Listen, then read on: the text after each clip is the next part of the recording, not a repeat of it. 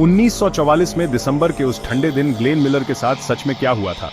दुनिया के सबा से फेमस म्यूजिशियंस में से एक जंग के दौरान धरती के सबा से कड़ी निगरानी वाले रीजन्स में से एक के बीच हवा में कैसे गायब हो गया?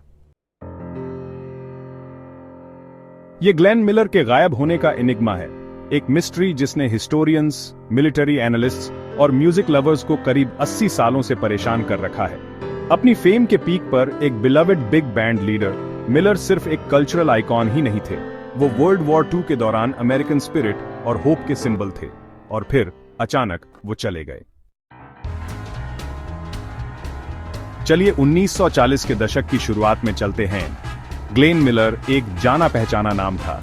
इन दी मूड, मूनलाइट सेरेनेड और चट्टानूगा चूचू जैसे हिट गानों के साथ उनके ऑर्केस्ट्रा ने पूरे रेडियो पर धूम मचा दी थी। लेकिन 1942 में अपने करियर के चरम पर मिलर ने एक चौंकाने वाला कदम उठाया। उन्होंने अमेरिकी सेना वायुसेना में सेवा करने के लिए सब कुछ छोड़ दिया। उनका मानना था कि संगीत एक बड़े उद्देश्य को पूरा कर सकता है, सैनिकों का मनोबल बढ़ाना। 1944 तक मिलर एक मेजर थे और वह इंग्लैंड में आर्मी एयर फोर्स बैंड को लीड कर रहे थे। उनका मिशन था यूरोप भर में सैनिकों तक अमेरिकी स्टाइल स्विंग म्यूजिक पहुंचाना और युद्ध के इस माहौल में उनका हौसला बढ़ाना। लेकिन उसी साल दिसंबर में हाल ही में आजाद हुए पेरिस में अमेरिकी सैनिकों के लिए एक स्पेशल क्रिसमस परफॉर्मेंस की तैयारी करते हुए मिलर इंग्लैंड में एक छोटे से नॉर्समैन एयरक्राफ्ट में सवार हुए और फिर कभी नहीं देखे गए। वो प्लेन 15 दिसंबर 1944 को RAF ट्विनवुड फार्म से उड़ा था। ये बस एक नॉर्मल सी फ्लाइट थी, इंग्लिश चैनल पार करके पेरिस तक का एक छोटा सा सफर। लेकिन वो कभी पहुंचा ही नहीं। कोई डिस्ट्रेस कॉल नहीं आई, कोई मलबा नहीं, कुछ भी नहीं। Glenn Miller, pilot John Morgan और passenger lieutenant colonel Norman Baessell के साथ बस इतिहास में खो गए। ऑनऑफिशियल एक्सप्लेनेशन, खराब मौसम की वजह से प्लेन इंग्लिश चैनल में क्रैश हो गया होगा। नॉर्समैन में डी आइसिंग गियर नहीं था और उस दिन मौसम बहुत खराब था। लेकिन अगर ऐसा है तो फिर कोई मलबा क्यों नहीं मिला?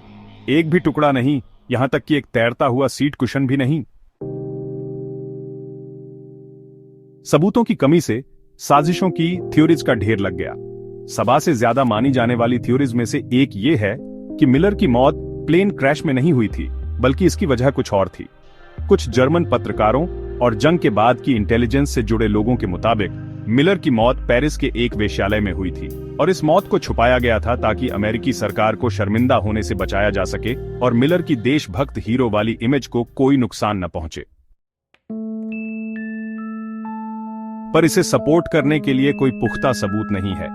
यह अटकलें गोपनीयता, अफवाहों और युद्ध की अराजकता पर आधारित है। फिर भी यूनाइटेड स्टेट्स मिलिट्री मिलर के गायब होने के डिटेल्स के बारे में सालों तक असामान्य रूप से चुप रही, जिससे आगे और शक बढ़ गया। एक और थ्योरी, फ्रेंडली फायर। इस आइडिया के हिसाब से मिलर का प्लेन इंग्लिश चैनल के ऊपर से शायद उसी टाइम पर उड़ रहा था जब एलाइड बॉम्बर्स एक कैंसल्ड मिशन के दौरान अनयूज्ड बॉम्ब्स गिरा रहे थे। कुछ गवाहों ने दावा किया कि उन्होंने उस दिन एक छोटे एयरक्राफ्ट को गिरते हुए ऑर्डिनेंस से टकराते देखा था। क्या मिलर की फ्लाइट अनजाने में इस डेडली रास्ते को पार कर गई थी? कमाल की बात है कि कई दशकों के बाद इस थ्योरी पर लोगों ने ध्यान दिया जब रॉयल एयर फोर्स के एक रिटायर्ड नेविगेटर फ्रेड शॉ ने पब्लिकली कहा कि उन्होंने एक नॉर्समैन टाइप प्लेन को इंग्लिश चैनल के ऊपर गिरते हुए देखा था, जबकि ऊपर से बम बरस रहे थे। लेकिन फिर से इस दावे को सपोर्ट करने के लिए कोई फिजिकल एविडेंस नहीं मिला। तो अब हमारे पास क्या बचता है? एक इंसान, एक प्लेन, एक वॉर और एक गुमशुदगी। मिलर की आखिरी लोकेशन बेडफोर्डशायर में RAF ट्विनवुड फार्म थी। उनके जाने के बाद अमेरिकी और ब्रिटिश मिलिट्री रिकॉर्ड बताते हैं कि चैनल पर खराब मौसम था, जिसकी वजह से कई फ्लाइट्स रुक गई थीं। उनका प्लेन, जो बहुत नीचा और धीरे उड़ रहा था, वो बर्फ जमने, इंजन खराब होने या पायलट के रास्ता भटकने के लिए बहुत कमजोर था। और फिर भी ये ग्लेन मिलर थे, दुनिया के सबा से फेमस आदमियों में से एक। आपको लगा होगा कि किसी ने तो ध्यान दिया होगा कि उनके प्लेन ने कोई ट्रेस छोड़ा होगा, पर ऐसा नहीं हुआ। ये बस एक लेजेंड बनकर रह गया। सालों से शौकिया जासूसों, गोताखोरों और इतिहासकारों ने चैनल के पानी की तलाशी ली है, आर्काइव खंगाले हैं और गवाहों का इंटरव्यू लिया है। फिर भी कोई ठोस जवाब नहीं मिला, बस संभावनाओं की गूंज सुनाई देती है। एक ऐसे ही मॉडर्न रिसर्चर डेनिस स्प्रेग, जो यूनिवर्सिटी ऑफ कोलोराडो में ग्लेन मिलर आर्काइव्स से जुड़े हुए हैं, उन्होंने मिलर के आखिरी दिनों की जांच करने में कई दशक बिताए। उनका निष्कर्ष, प्लेन शायद मौसम से जुड़ी खराबी के कारण क्रैश हो गया था। कोई कवर अप नहीं, कोई स्कैंडल नहीं, बस युद्ध की क्रूर अप्रत्याशितता। स्प्रैग ने original flight plans, weather reports और बचे हुए मिलिट्री पर्सनल के टेस्टिमोनियल भी ढूंढ निकाले। उनकी रिसर्च से एक दुखद लेकिन सीधी सादी दुर्घटना की तस्वीर सामने आती है, ऐसी दुर्घटना जो उस समय हुई थी जब एयरक्राफ्ट अक्सर गायब हो जाते थे और रिकॉर्ड कीपिंग ज्यादातर मामलों में इनकंसिस्टेंट थी।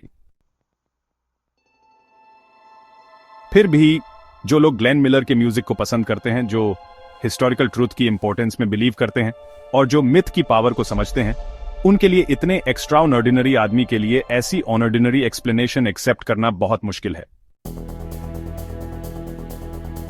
उसकी कहानी आज भी इसलिए जिंदा है, सिर्फ इसलिए नहीं कि वो कौन था, बल्कि इसलिए कि वो क्या दिखाता था। ग्लेन मिलर सिर्फ एक एंटरटेनर नहीं था, वो एक पूरी जनरेशन का साउंड ट्रैक था, एक ऐसी दुनिया में उम्मीद की आवाज जो टूट रही थी। और शायद इसीलिए यह रहस्य इतना दिलचस्प बना हुआ है। हम नहीं चाहते कि उनकी मौत एक आम क्रैश में हुई हो, हम चाहते हैं कि इसमें और कुछ हो, एक सीक्रेट मिशन, आखिरी मिनट में कोई धोखा, उनके आखिरी गाने में एक कोडेड मैसेज, क्योंकि उनकी जैसी कहानियां जीवन से बड़ी होती हैं और शायद उन्हें ऐसे ही याद किया जाना चाहिए। तो ग्लेन मिलर के साथ असल में क्या हुआ था? क्या यह एक दुखद दुर्घटना थी, ब्यूरोक्रेसी के नीचे दबी एक युद्धकालीन दुर्घटना, या सच्चाई अब भी इंतजार कर रही है, इतिहास के सायों में कहीं, चैनल की गहराइयों में, या एक गोपनीय फाइल में जिसे बहुत पहले भुला दिया गया था? जब तक हमें वो लापता मलबा नहीं मिल जाता या सबूत का वो खोया हुआ टुकड़ा नहीं मिल जाता, ग्लेन मिलर का गायब होना वही रहेगा जो वह हमेशा से रहा है, अतीत की एक हॉन्टिंग इको। एक आखिरी बात, उस क्रिसमस रेडियो पर Glenn Miller army air force band अभी भी पेरिस में बज रहा था। उनका संगीत उस शहर में गूंज रहा था जहां वे कभी नहीं पहुंचे, हवा को उस उम्मीद और ताल से भर रहा था जो वे पीछे छोड़ गए थे। यह है इकोज ऑफ टाइम, और कुछ कहानियां कभी खत्म नहीं होती।